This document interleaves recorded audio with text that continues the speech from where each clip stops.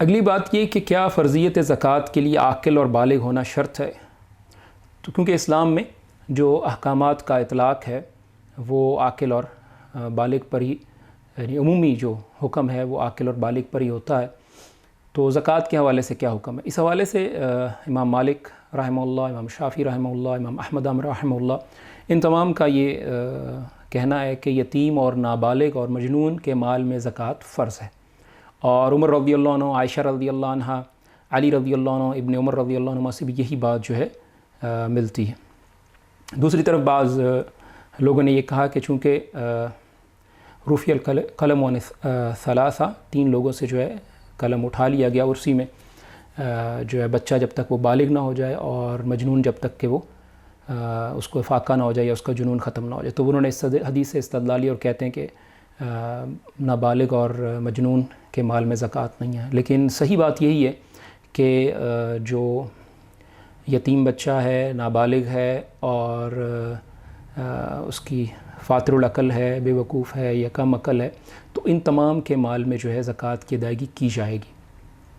فرق کیسے کیا جائے گا؟ فرق ایسے کیا جائے گا کہ اللہ رب العالمین زکوٰۃ میں، زکوٰۃ عبادت بھی ہے اور زکوٰۃ مال کا حق بھی ہے، اور یہ مالی عبادت ہے، اور جو آپ زکوٰۃ ادا کر رہے ہیں اس میں جو ہے بندوں کا حق بھی ہے۔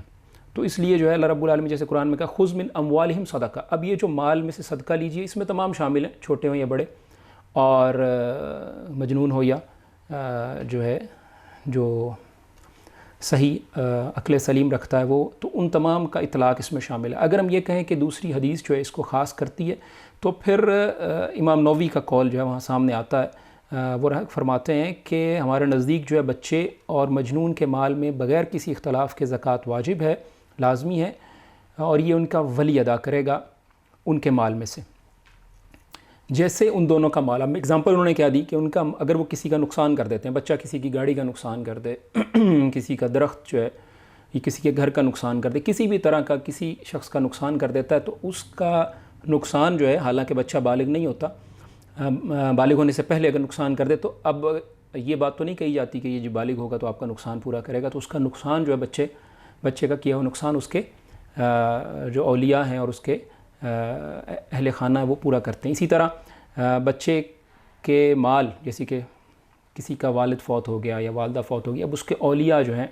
اس کا چچا ہے، اس کا کوئی رشتہ دار ہے، وہ اس کے مال کی حفاظت کر رہا ہے، تو اپنا خرچہ بھی جب وہ اس سے لیں گے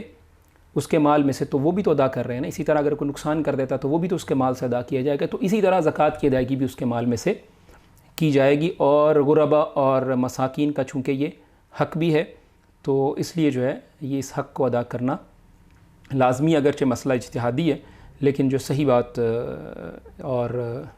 جمہور کا موقف یہی ہے کہ اس میں جو ہے یتیم بچہ ہو، نابالغ بچہ ہو، ایسا چھوٹ کم عمر ہو اور مجنون ہو، تو اس کا مال اگر ایسا ہے جو زکوٰۃ کو پہنچتا ہے، 10 لاکھ 20 لاکھ 50 لاکھ جو بھی اس کے والدین چھوڑ کے گئے اور اس کے اولیاء اب اس کو دیکھ رہے ہیں، تو وہ اس کے مال میں سے اس کی زکوٰۃ نکالیں گے۔ سعودی مجلس افتاء جو کہ سعودی فتویٰ کمیٹی ہے، ان کا بھی یہی فتویٰ ہے۔ اور البتہ نابالغ کے مال میں جو وجوب زکوٰۃ یعنی زکوٰۃ کے لازم ہونے کی کچھ احادیث ہیں 1-2، تو لیکن وہ ضعیف ہیں، جیسے ہے کہ جو شخص کسی یتیم کا والی بنے وہ اس کے مال سے تجارت کرے اور ایسے ہی نہ چھوڑ دے کہ اسے زکوٰۃ ختم کر دے، تو اسی طرح ایک اور روایت بھی ہے۔ تو بہرحال یہ ضعیف ہیں، لیکن یہ جو ہے دیگر ادلہ سے اور قرآن و سنت کے جو عمومی دلائل ہیں ان سے یہ بات جو ہے ثابت ہے۔